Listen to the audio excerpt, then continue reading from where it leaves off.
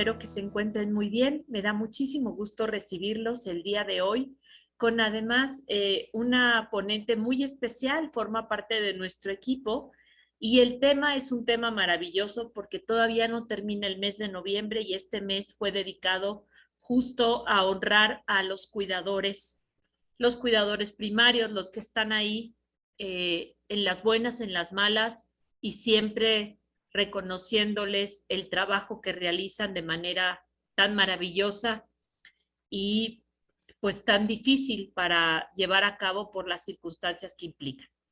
El día de hoy les quiero presentar a la licenciada Claudia Tapia Guerrero. Ella es licenciada en psicología por la Universidad La Salle Cuernavaca, terapeuta individual desde el 2008 a la fecha. Ha trabajado con familiares de personas en procesos de hemodiálisis para un hospital público, ha impartido talleres de manejo de ansiedad para jóvenes, se ha capacitado en los temas de Alzheimer y demencias, adicciones, duelo y acompañamiento, y creció muy cerca de los abuelos maternos. Conoce la demencia cara a cara y a través de esto entiende el desgaste del cuidador primario. Su abuela será siempre una de sus personas favoritas. Apasionada lectora y orgullosa de ser mexicana, y el mar es su lugar predilecto. Actualmente se desempeña como psicóloga de apoyo para cuidadores y familias en Huehuecali, centro de atención gerontológica especializada en personas mayores con algún tipo de demencia. Démosle la bienvenida a Claudia Tapia y después de su presentación estamos a sus órdenes para abrir a alguna serie de preguntas que podamos contestar. Muchas gracias y bienvenida, Claudia. Muchas gracias, Rocío. Muy buenas noches a todos los que nos están escuchando a través de Zoom. Aquí los tengo muy cerquita. Y quienes nos ven a través de Facebook y tendrán la oportunidad de ver esta grabación en Facebook en el momento en el que ustedes decidan así hacerlo. Agradezco muchísimo el espacio para hablar de este tema tan importante para quienes trabajamos en el área de la salud, específicamente desde la psicología y en nuestro caso de la gerontología, pero no nos cerremos únicamente a esto. Vamos a hablar de estas personas tan importantes en nuestra sociedad que son los cuidadores. Para ello, elegí el tema de los cuidadores y la pregunta que hago es, ¿héroes invencibles? ¿Como pregunta o como hecho? Voy a compartirles una presentación que tengo preparada.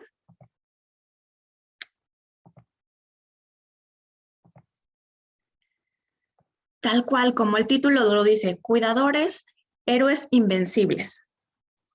Bien lo mencionaba Rocío, este mes de noviembre estamos conmemorando y, por qué no decirlo, celebrando a estas personas cuidadoras.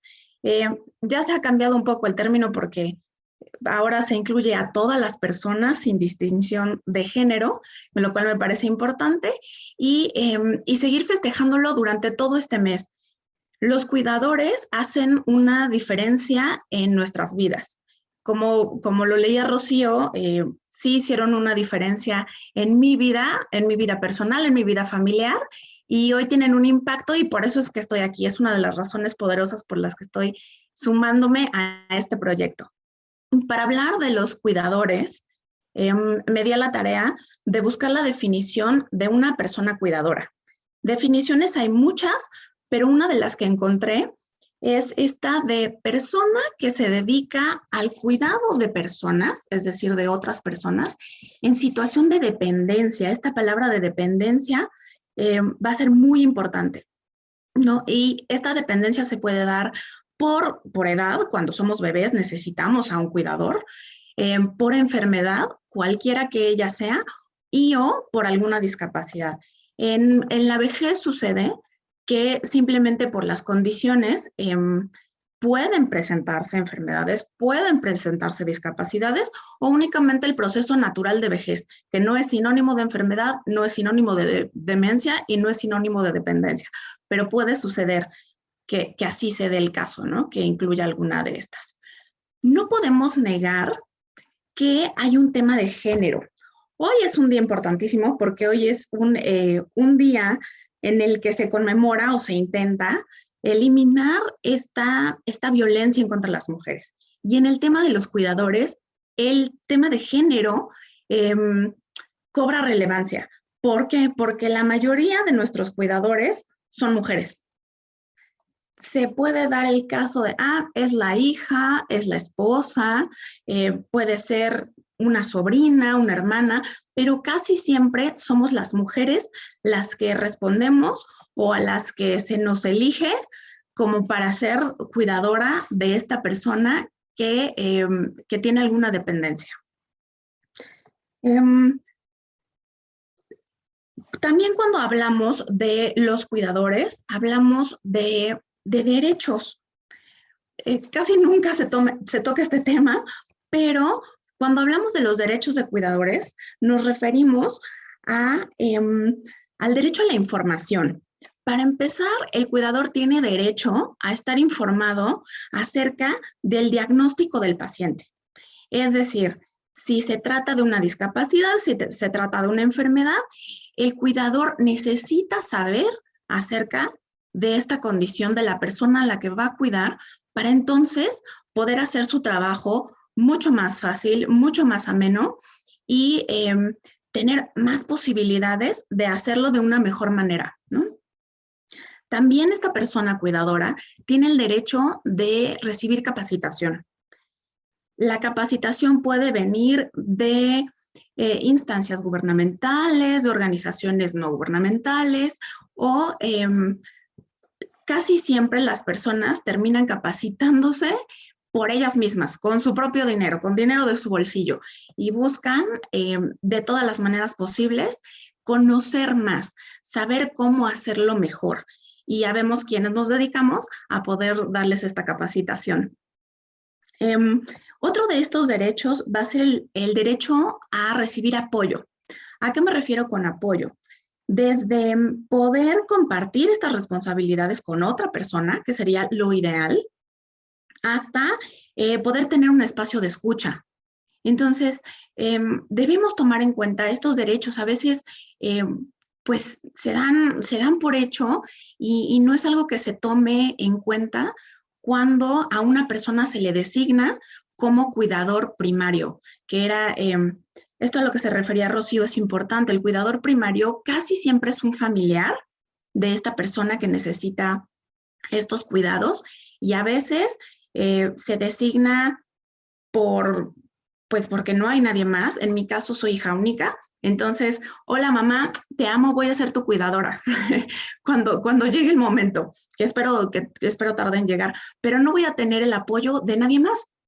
Y a veces son muchos hermanos y se elige a uno solo para que se encargue del cuidado. Idealmente, las familias toman estas decisiones en conjunto para elegir quién se va a hacer cargo de cada una de las responsabilidades que conlleva cuidar a una persona que está en situación de dependencia.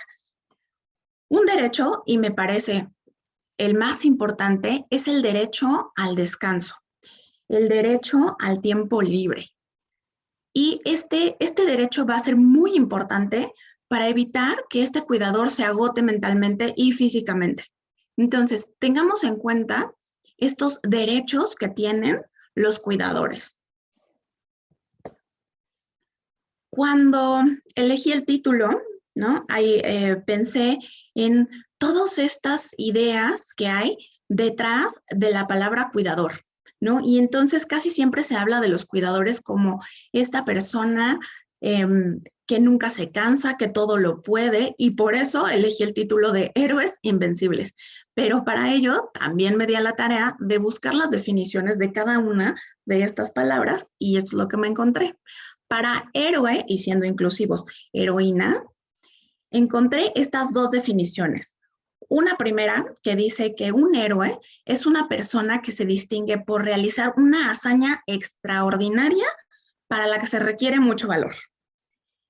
Y otra, la que nos da la Real Academia Española de la Lengua, es una persona que realiza una acción en beneficio de una causa noble. Esta segunda me gustó mucho más porque es mucho más aterrizada. Casi siempre cuando hablamos de un héroe o de una heroína, tenemos esta idea de una supermujer, de un superhombre que todo lo puede, que tiene una fuerza y una energía inagotable. Y les quiero contar algo. El cuidador no tiene por qué ser definido como un héroe o una heroína desde este mito del superhéroe, de cómo lo vemos en las películas, en las caricaturas, que son invencibles, ¿no? Y ahí nos vamos a ir también a esta segunda idea de invencible. Pero entonces, esta idea del superhéroe no necesariamente es la correcta, no es la que yo hoy les quiero compartir con este título. Ahora, como bien les decía, cuando hablamos de una persona invencible, la definición que yo encontré es la siguiente.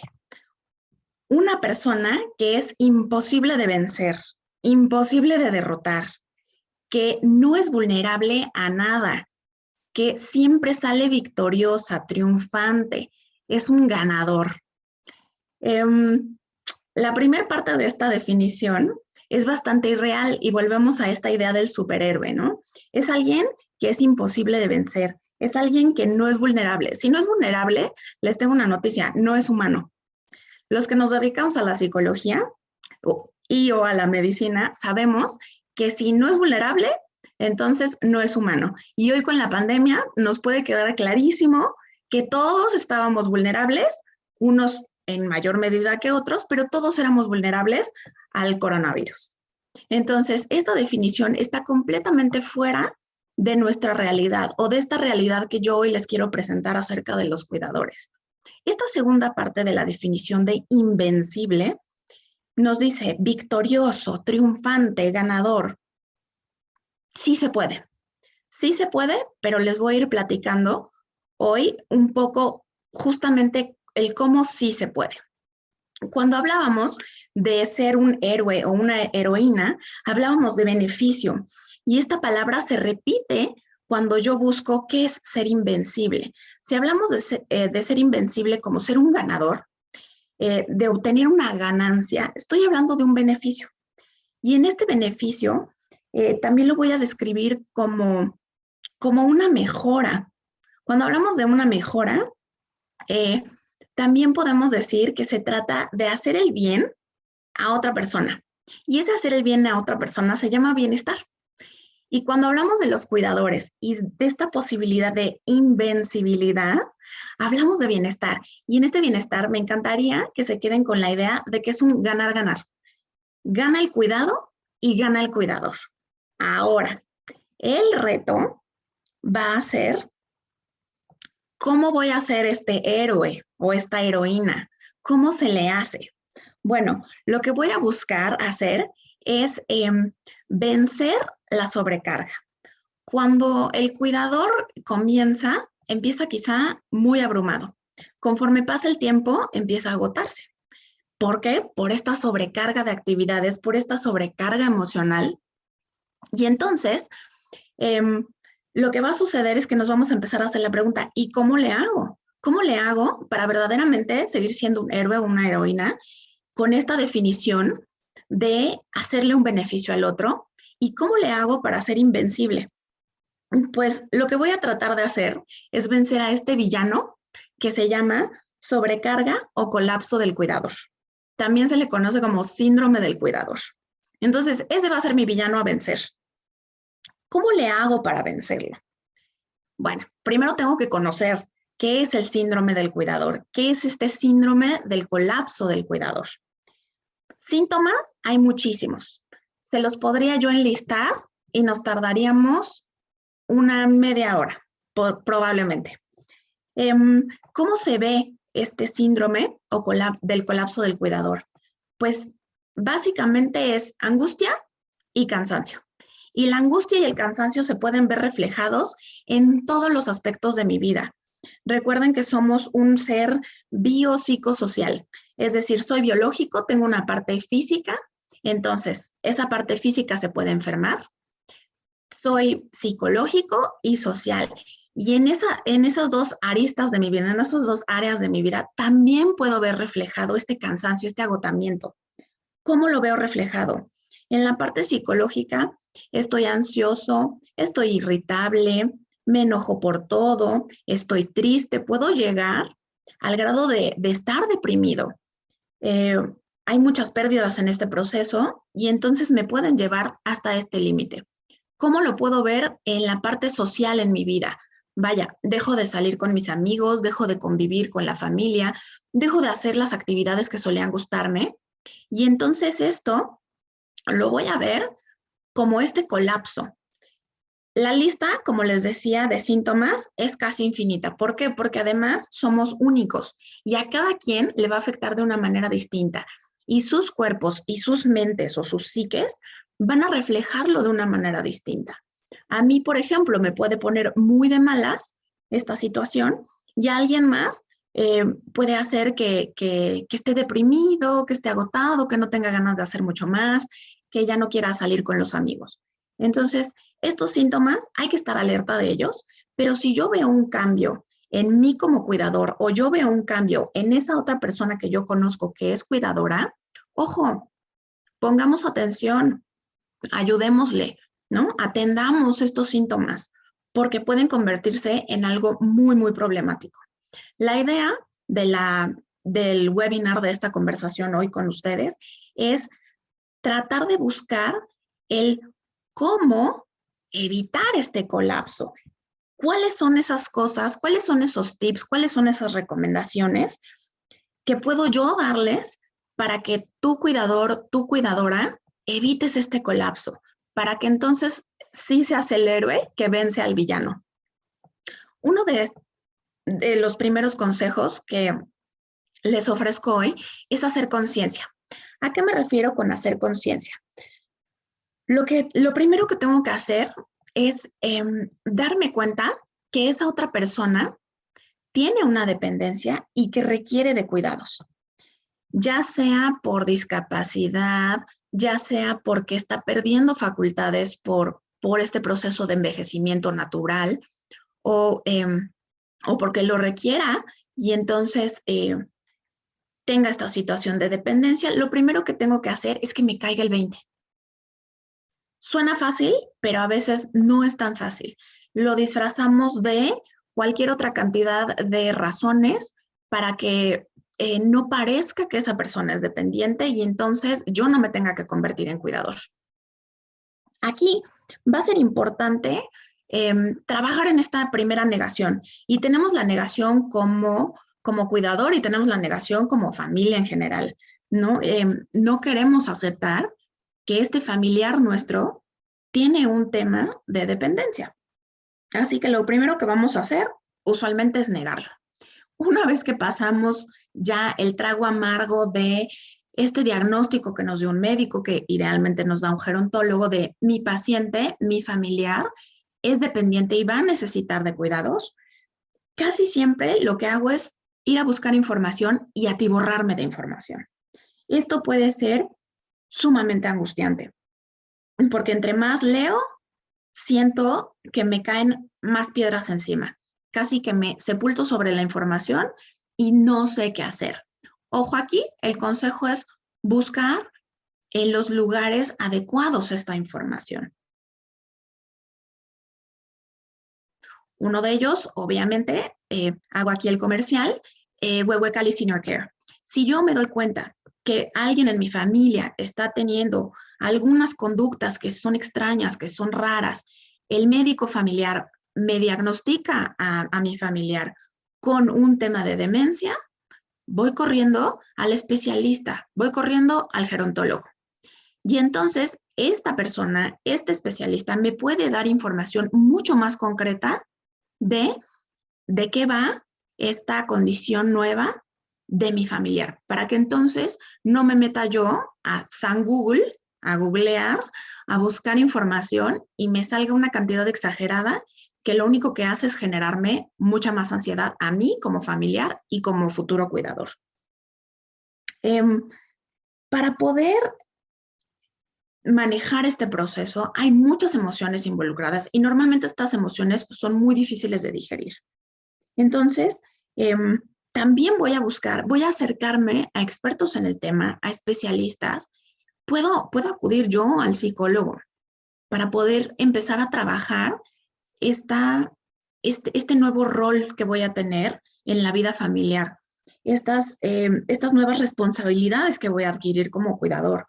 Ahora, voy a empezar a pensar qué sí me toca, qué responsabilidades, a cuáles sí les voy a entrar, a qué sí me voy a comprometer. Aquí va a haber una reorganización en la que vamos a tratar de buscar soluciones. Como yo les decía, yo soy hija única. Tengo la ventaja de que no me tengo que poner de acuerdo con nadie, pero pensando en una familia en la que es más de un hermano, ¿no? Que 2 hermanos, 3 hermanos, 5 hermanos, que es mi referencia familiar con mis abuelos y mis tíos. Idealmente la familia tendrá que reunirse y ponerse de acuerdo en el qué vamos a hacer. Aquí lo dice, hagamos conciencia. ¿Qué está pasando con mi papá? ¿Qué está pasando con mi mamá? ¿Qué vamos a hacer? ¿Qué soluciones podemos dar a esto que nos está aconteciendo hoy como familia? Y entran las negociaciones. Para hablar del tema de familia con respecto a los cuidados de otra persona, podríamos llevarnos otro webinar completo, que ojalá lo hagamos y haya el espacio para después hacerlo, para hablar de tal cual la familia y todo lo que sucede ahí. ¿Por qué? Porque traemos todos una historia personal, pero además una historia familiar. Y entonces los vínculos van a impactar cuando, cuando hay un conflicto de este tipo. Y lo llamo conflicto no porque sea un problema, ojo, sino porque es una situación que hace que la dinámica familiar cambie por completo. Entonces, primer paso, hacer conciencia.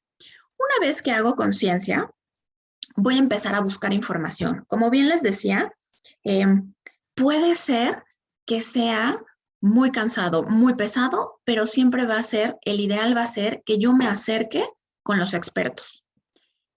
Ya tengo la información, ya sé cuál es el diagnóstico de mi familiar, que puede ser una dependencia física, tal cual, completamente.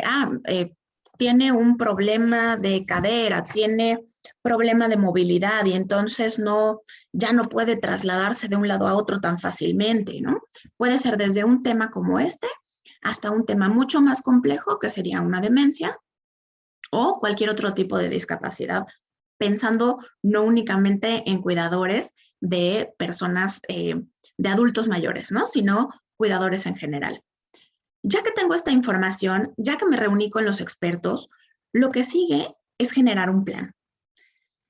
Por generar un plan, me refiero también a tener esta flexibilidad. Ok, genero un plan, pero también tengo que estar abierto a que las cosas pueden ser distintas, a que las cosas pueden cambiar, a que las cosas no necesariamente salen como lo planeo. Pero tener este plan, generar un plan, me va a permitir disminuir muchísimo mi angustia como familiar y como cuidador. La idea es tener una bitácora. ¿Para qué va a ser importante la bitácora?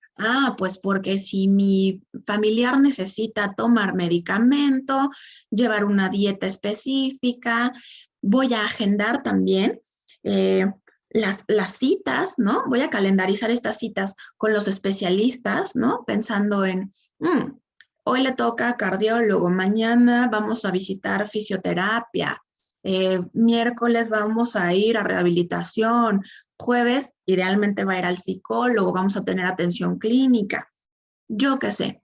Todas esas actividades que me va a recomendar el especialista para mi familiar van a ir calendarizadas, voy a tenerlas agendadas, voy a llevar una bitácora para que si decido tener a un cuidador contratado, ese cuidador contratado sepa, recuerdan, uno de los derechos, tener información acerca de mi paciente, sepa en qué va mi familiar, ¿sí? Si ya se tomó el medicamento o no, sí, complicado de hablarlo, pero si ya evacuó, cuántas veces, ¿no?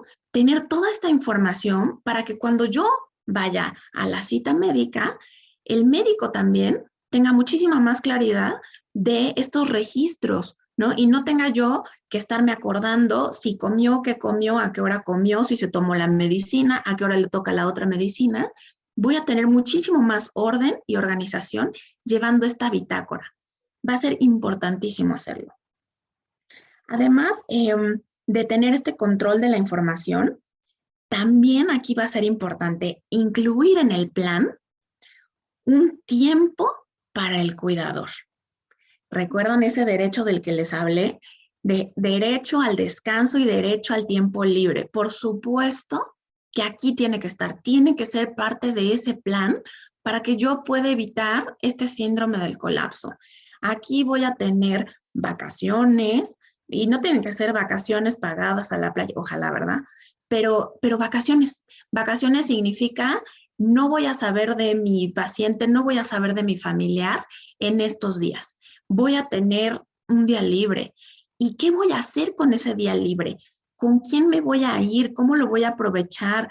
Si a mí me encantaba el cine, bueno, voy a retomar ir al cine. Si a mí lo que me gusta es la pintura, bueno, voy a calendarizar, voy a agendarme ese tiempo libre, ese tiempo para mi cuidador. Va a ser muy importante que yo siga manteniendo mis actividades personales también. En este plan, por supuesto que voy a dar prioridad a la persona cuidada, pero eso no significa que yo tenga que dejar de lado mi vida personal como cuidador. Tener un plan de vida va a ser muy, muy importante. Hablamos aquí de generar un plan, sí, un plan flexible de trabajo con esa persona a la que voy a cuidar. Si voy a tener con él actividades que estimulen esas funciones que está perdiendo. Ah, maravilloso. Sí, pero yo como cuidador también necesito generar un plan para mí. A eso me refiero con este punto. Trabajar mis duelos. Como psicóloga puedo decirles que la gente va a terapia a eso, a trabajar sus pérdidas y a trabajar sus duelos, a traslaborar, como se dice, pero bueno, a elaborar estos duelos, a saber qué hago con esto que siento por aquello que perdí. Cuando yo me dedico a cuidar a una persona, por supuesto que tengo que dejar de lado muchas otras cosas que eran parte de mí. Y entonces ahí estoy teniendo pérdidas. Y estas pérdidas definitivamente las tengo que trabajar. La pandemia, por ejemplo, nos ha traído muchas pérdidas. No únicamente de seres queridos, que ojalá no sea su caso, pero también de libertad, de poder hacer actividades, ¿no? Y entonces todas estas pérdidas, si las voy sumando y las voy echando como roquitas en un saquito, pues llega el momento en el que ya no puedo arrastrar el saco o literalmente lo voy arrastrando. Y eso es lo que no queremos. Ese es el colapso, así es como se ve. ¿Cómo trabajo mis duelos? Bueno, idealmente voy a tener un espacio terapéutico, ¿no? Me voy a buscar al psicólogo de mi confianza con el presupuesto con el que yo tenga y tener ese espacio terapéutico para mí. Pero para trabajar en estos duelos, también va a ser importante que yo reconozca esto que estoy sintiendo. Cuando se habla de duelo, y eso sí lo pueden googlear, pueden buscar las etapas del duelo, ¿no? Y entonces vamos desde esta negación de la que yo les hablaba en un inicio cuando hacemos conciencia, voy a pasar de la negación, que es este momento de shock en el que no me lo puedo creer, no es cierto que ahora mi papá necesita que yo le atienda, ¿no? De ahí, muy probablemente me va a tomar un tiempo, a cada quien le toma un tiempo diferente todas estas etapas del duelo. Voy a pasar a un momento de ira, de enojo, y este enojo puede ser hacia afuera con otros y entonces estoy irritable y no me calienta ni el sol, como bien decimos los mexicanos, o el enojo puede ser hacia adentro y entonces comienzan las culpas y entonces, ¿no? ¿Qué voy a hacer con todas estas emociones? Aquí vamos, ¿no? Idealmente, en este proceso del trabajo, del duelo, voy a llegar a una negociación y finalmente a una aceptación. Pero yo estoy hablando de las emociones. Y eso es otro punto importante que hoy les quiero compartir para evitar este colapso del cuidador. Revisar y reconocer mis emociones. ¿Cómo ¿Cómo le hago? Lo primero que surge cuando yo me convierto en cuidador y en este proceso es que no sé si está bien quejarme o no, que no sé si está bien sentirme feliz un día o no. Pensemos que sucede que mi papá es diagnosticado con demencia, ¿no? Nos vamos a ir a un ejemplo drástico.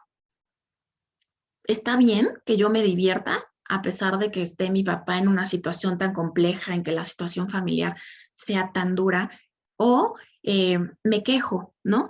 Ya no puedo más, ya no soporto, esto está complicado. ¿Está bien hacerlo o no? Y entonces vienen esas voces, ¿no?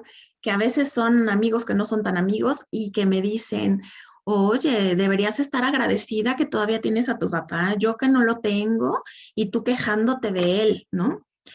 Yo les diría, tapémonos los oídos, tapémonos las orejas para no escuchar esas voces. Esas voces no me van a ayudar en absolutamente nada para poder trabajar en este proceso de hacerme a la idea de que ahora voy a ser cuidador. Las emociones son y están ahí. No son buenas y no son malas, ¿no? A mí me sirve mucho, Rocío justamente me compartía un video hace no mucho en el que explicaban este tema de las emociones. Y entonces hablaban de este círculo que está compuesto por emociones, pensamientos y cómo están ligadas estas emociones y estos pensamientos, ¿no? Y que la situación es este como tercer componente de este círculo del que les hablo, ¿no? La situación es, yo les decía, mi papá hoy está diagnosticado con demencia. Puedo pensar muchas cosas, ¿no? Y estos pensamientos me van a llevar a distintas emociones. Les voy a poner un ejemplo mucho más burdo, mucho más superficial, mucho más fácil de entender para quienes no necesariamente están todavía en este proceso de convertirse o de saberse cuidadores. Invité a personas a mi casa. No les voy a decir ni quiénes son, si son la familia del marido, si son mis amigos, si son los amigotes del marido. Invité personas a mi casa. La situación es que estos invitados no llegan. Esa es la situación. No es buena, no es mala, es mis invitados no llegaron a mi casa. Eso me puede hacer pensar en muchas cosas. Una puede ser, qué groseros que no me avisaron, ¿no? Porque va a depender, estos pensamientos van a depender de las ideas preconcebidas que yo tengo al respecto, ¿no? Para mí, si un invitado no va a venir a mi casa, pues me tiene que avisar. Y entonces, si no me avisan, este pensamiento me puede llevar a una emoción muy negativa de ira, ¿no? Si estos invitados fueran personas especiales, pensemos, mi prima favorita, el pensamiento que yo voy a tener es, yo quería platicarle acerca de mi trabajo y de mi promoción.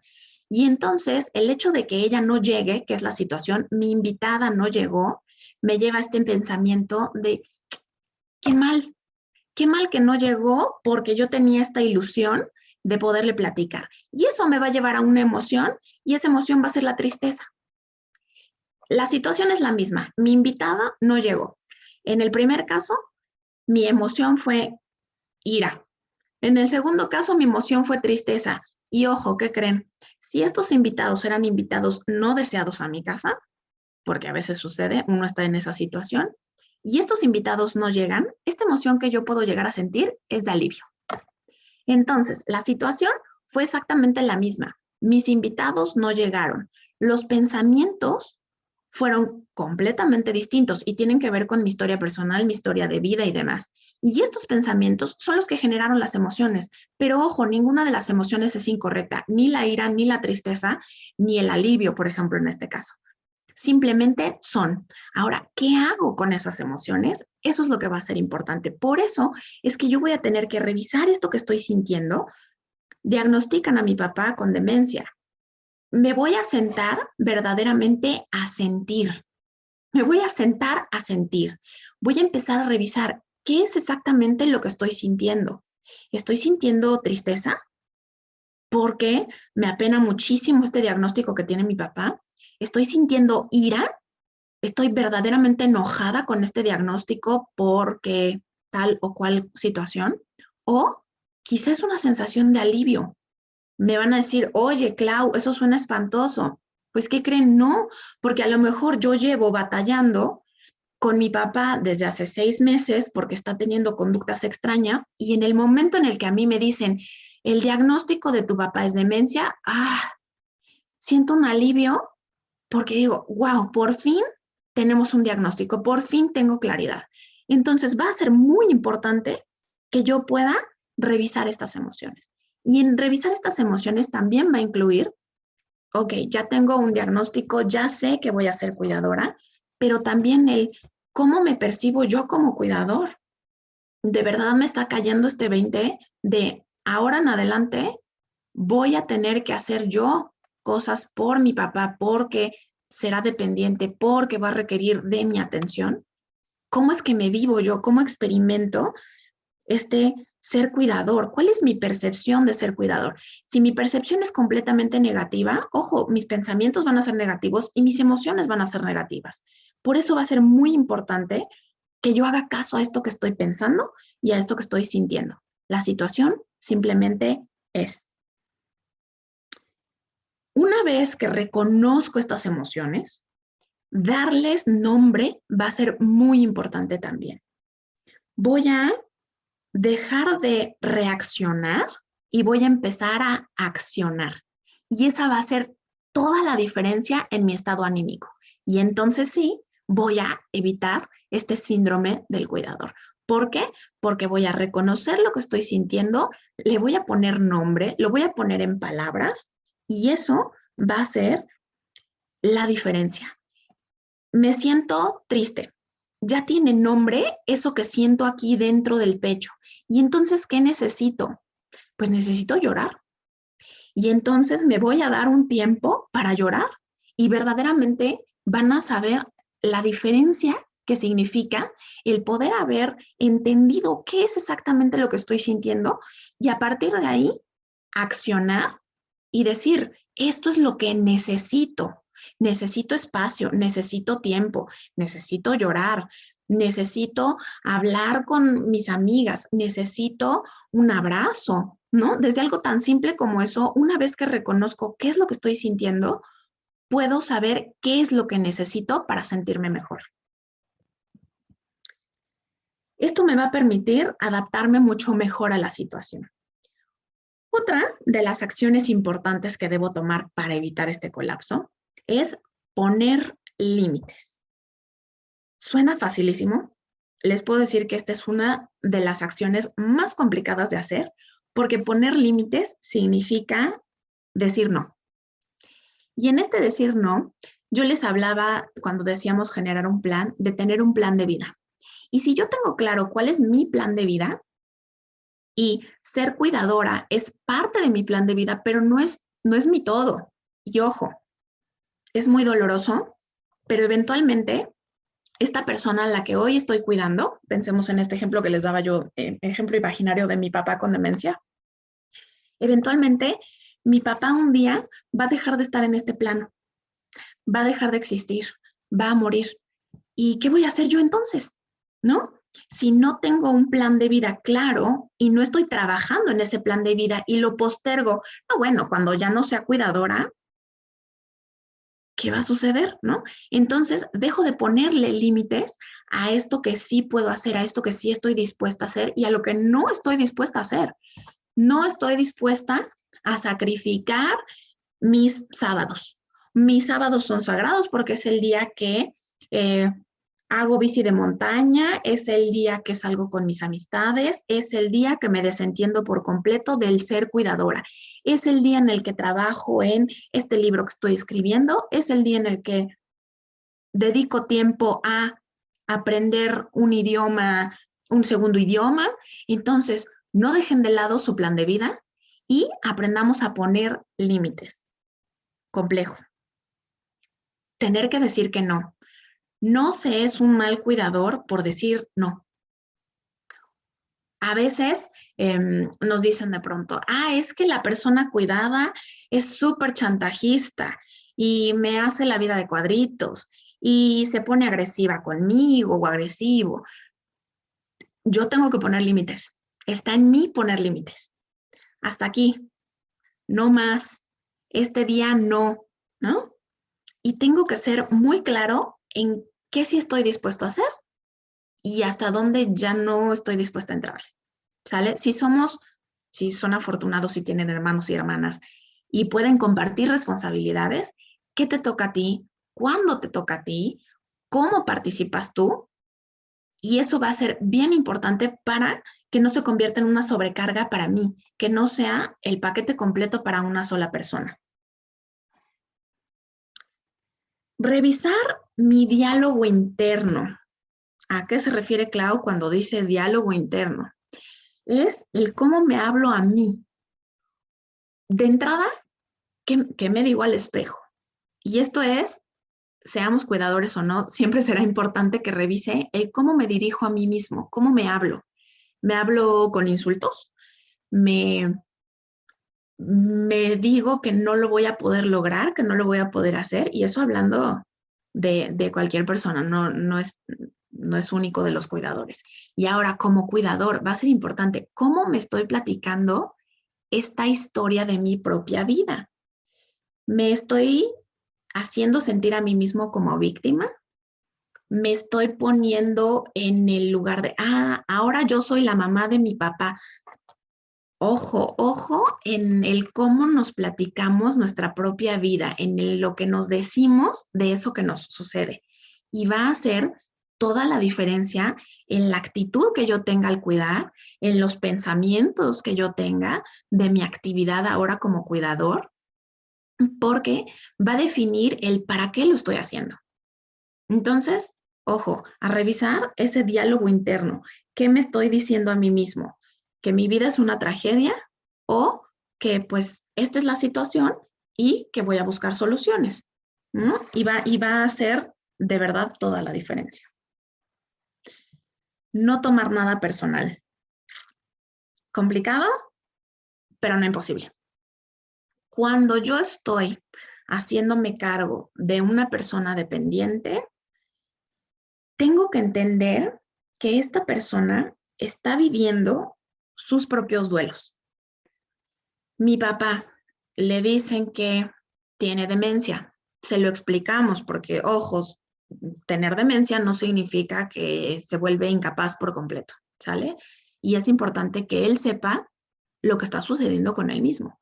Él va a vivir su propio duelo. Y en ese vivir su propio duelo puede estar muy irritable, puede estar muy triste, ¿sale? Y en eso que él está viviendo va a reaccionar también a mi acercamiento como cuidadora. Y entonces, si yo le empiezo a tratar como niño chiquito, pues por supuesto que va a reaccionar enojado, ¿ok? Entonces, lo que tengo que hacer es, de entrada, no tratarles a las personas dependientes como niños chiquitos, por favor.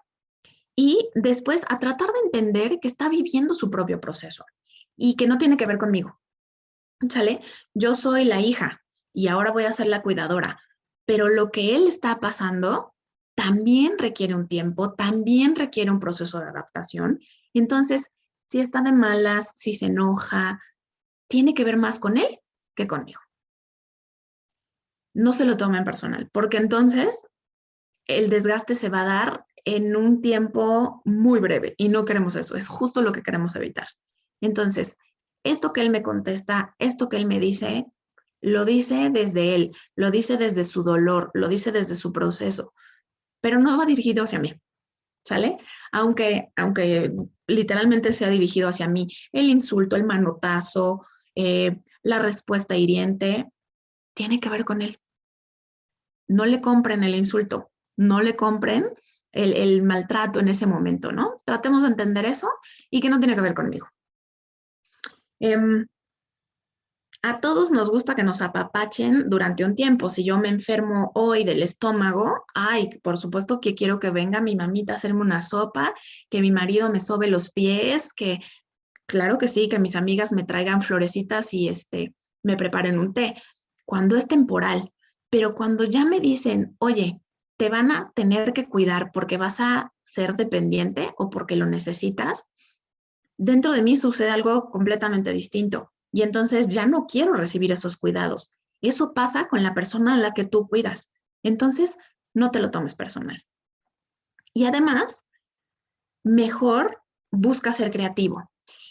En cualquier actividad que hagas con esa persona a la que cuidas, ponle tu sello, imprímele creatividad y entonces la tarea se va a convertir en algo mucho más agradable, se los garantizo. Cuando me refiero a creatividad, no me refiero a necesariamente, busca que sea divertidísimo. No, hazlo más sencillo. Y la frase que siempre utilizo es, uno trabaja con lo que hay. Entonces, adáptate a la situación, aprovecha al máximo los recursos que tengas, así sean los mínimos.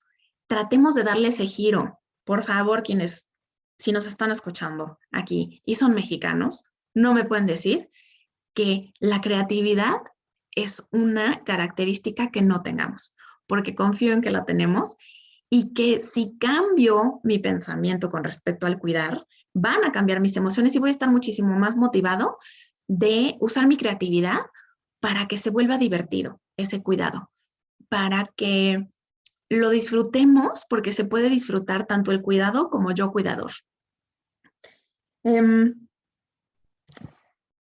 Un último consejo es compartir.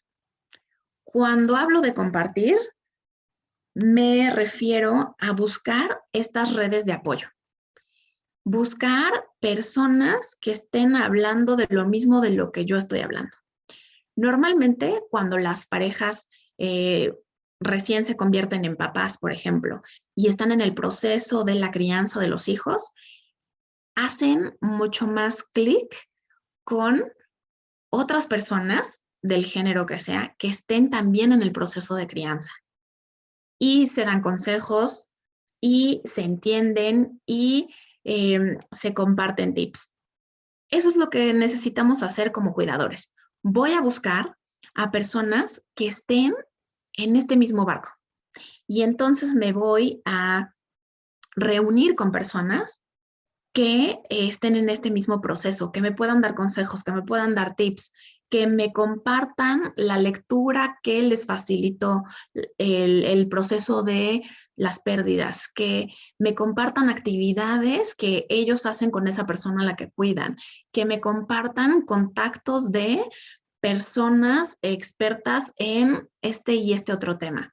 Cualquiera que sea tu tema, si tú eres cuidador de una persona con autismo, si tú eres cuidador de una persona con discapacidad, si tú eres cuidador de un adulto mayor con demencia, de un adulto mayor sin demencia, júntate con esas personas que también están en ese momento de vida, en ese proceso de vida, porque entonces, una, vas a sentirte escuchado, dos, vas a saber que no estás solo, que no eres el único al que le sucede, y tres, vas a recibir los mejores consejos. Y aquí quiero hacerles mi comercial, porque a través de Huehuecali Senior Care, a través del Instituto Contigo, a través de la Fundación en Gracia Juárez, tenemos un grupo en Puebla, Puebla, Cholula y anexas, que se llama Café Contigo.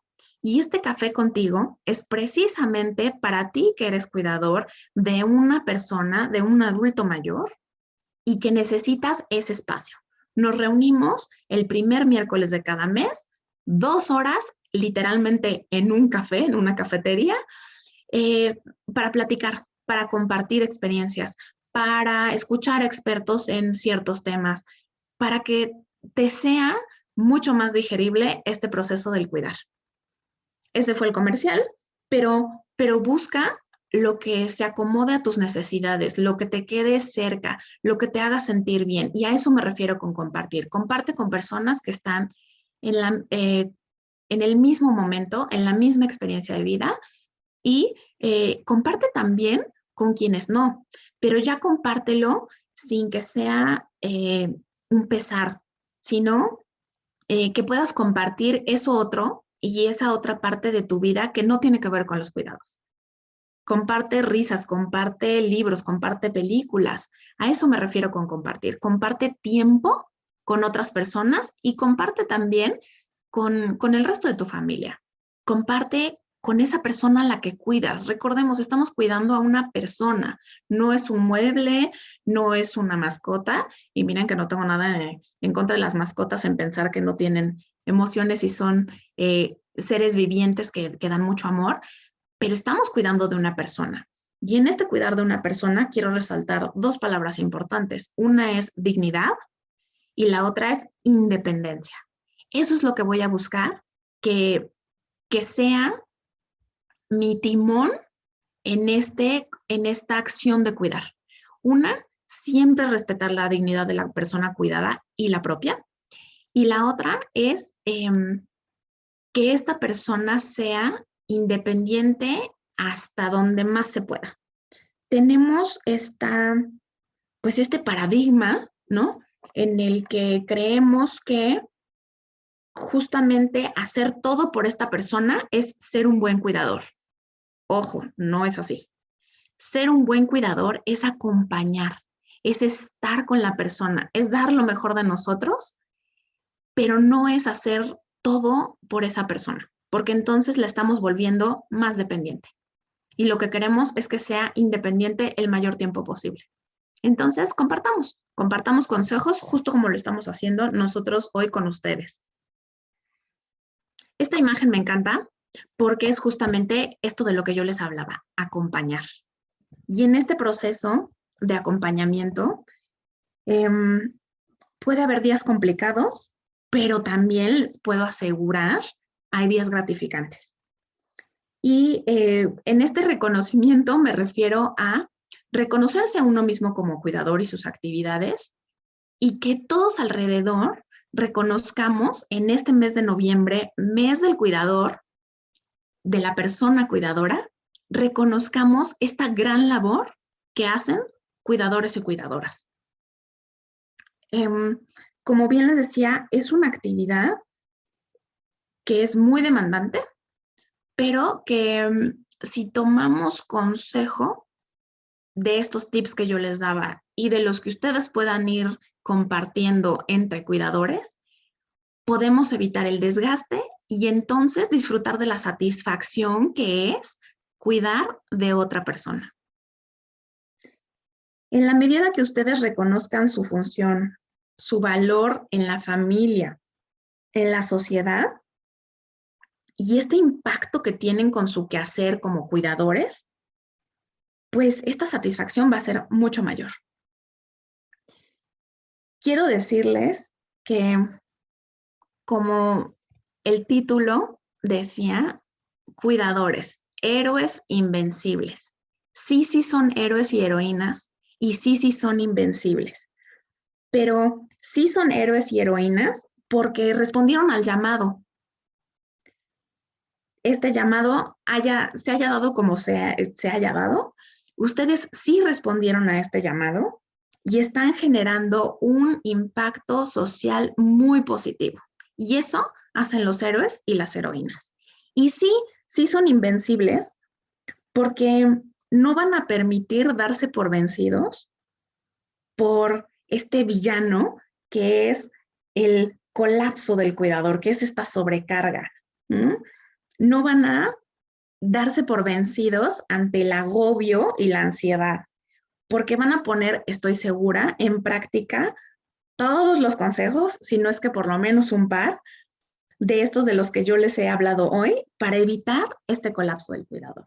Entonces, si cambiamos un poco estos conceptos que teníamos de ser héroe o heroína y de ser invencibles, yo les puedo decir que ustedes, cuidadores, sí son héroes y heroínas y sí son invencibles. Cuidar de otra persona definitivamente es un reto, pero también cuidar es un verdadero acto de amor. Y el secreto va a estar en darle valor a esta actividad que tengo como cuidador y en diseñar mi plan de vida. Y ahí va a estar incluido el ser cuidador, pero no me voy a dejar abandonado a mí mismo. Si cuidar es un acto de amor y tu cuidador, tu cuidadora, te haces cargo de alguien, que ese acto de amor también sea hacia ti. Los invito a todos al autocuidado, a darme amor a mí también, como cuidador. Muchísimas gracias. Y hoy, en un día tan especial como es el Día de Acción de Gracias, que están festejando nuestros vecinos del norte y que algunos de nosotros acostumbramos también celebrar, pues les agradezco por haber dicho sí a ser cuidadores.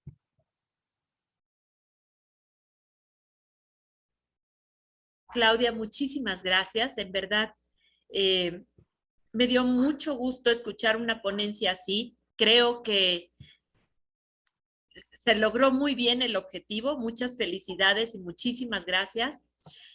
Queda también grabado, digamos, esta conferencia para quienes no los pudieron ver el día de hoy.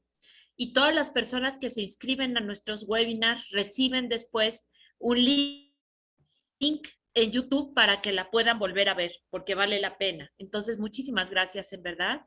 Y si alguien tiene alguna pregunta, tenemos unos minutos para contestar o compartir algo que nos quieran decir aquí desde el Zoom.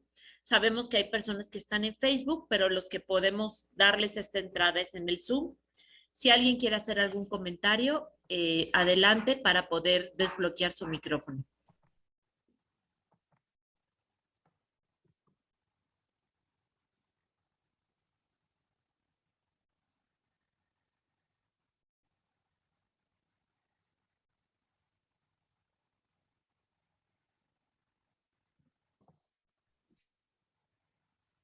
Bueno, nos dice Cari, muchas gracias por hacernos más valiosos, para ser mejores seres humanos.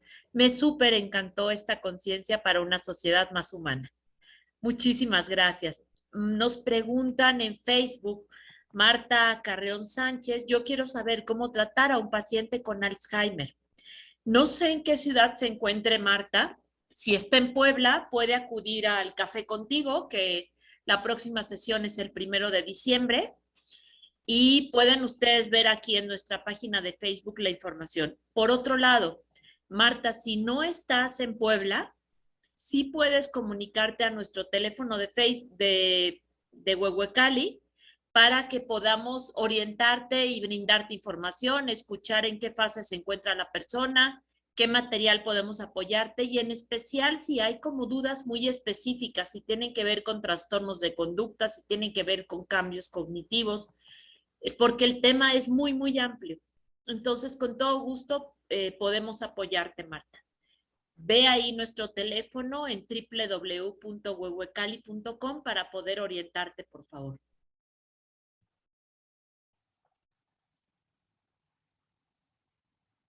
Bueno, gracias, Clau. Muchas gracias. Feliz día de gracias. Dice, ¿podemos acudir al café contigo cualquier persona?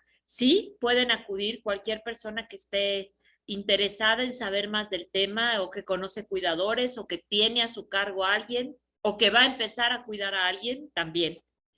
Sí, sí pueden acudir y pueden ustedes buscar ahí en nuestra página de Facebook la imagen del Café Contigo, viene toda la información para que puedan inscribirse.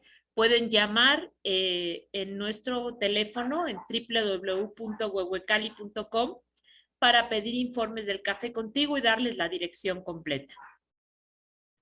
Reiteramos la invitación a este Café Contigo. Agenden, lo primero que tienen que hacer es agendar la fecha. 1 de diciembre es nuestro próximo Café Contigo, que ya es nuestra tercera reunión. ¿Sí? Tal cual como lo compartía Chio, la información está aquí en la página de Facebook de Huehuecali. ¿Sí? Síganos en redes sociales. Si no siguen Facebook, también estamos en Instagram. Y lo único que tienen que hacer es registrarse ahí. Si de pronto algo sucede, se les olvidó registrarse, no importa, yo los espero en el café. Se vale hacer el comercial. ¿Sí? Café Látice está en Las Ánimas, donde está el Hotel M&M junto a Walmart de Las Ánimas. Ahí entran hasta el fondo, estamos ahí en el café, vamos a estar de 11 de la mañana a 1 de la tarde, 1 de diciembre, lo hacemos los miércoles 1 de cada mes y esta vez cayó justo en el 1 de diciembre. Más información está ahí en nuestras redes sociales, Facebook, Insta, de Huehuecali. Sí, es totalmente gratuito, cada quien paga su café y punto. Tenemos una reunión padrísima para este 1 de diciembre. Inviten a quien lo necesite. De pronto, si ustedes que nos están escuchando conocen a alguien, por favor, invítenlo, anímenlo a ir, porque de verdad, cuando tenemos que cuidar de una persona, se nos cierra el mundo y siempre está ese buen amigo, esa buena amiga que nos dice, oye, yo escuché que ahí estamos en el café. Sí, y pueden también entrar a nuestra página web y en el teléfono marcar y decir, quiero ir al café, ¿cómo le hago? Y lo vamos a contactar y les vamos a mandar la ubicación y todo, pero es muy fácil de llegar. Es presencial, es en Puebla, el lugar es abierto, es muy cómodo y como les repito, tenemos invitados especiales, viene una persona realmente con un tema muy bonito para diciembre, así que ahí estamos, es como la manera directa y también pues de acercarnos y de poder proporcionarles material y incluso hay un chat donde se comparte información muy importante que nos puede ayudar a todos como cuidadores. Es además la actividad con la que logramos ya el reconocimiento, digamos, final de ser parte de Dementia Friends. Esto fue algo también que se logró en este mes. Entonces, pues es muy interesante porque estamos también como empezando a juntar algún grupo que pueda continuar y formarse también en Dementia Friends. Así que, pues bienvenidos, los esperamos con todo cariño. Y Clau, muchísimas gracias otra vez, muchísimas gracias a Caos por la organización de este Gracias. webinar y estamos a sus órdenes para lo que necesiten. Gracias y buenas noches.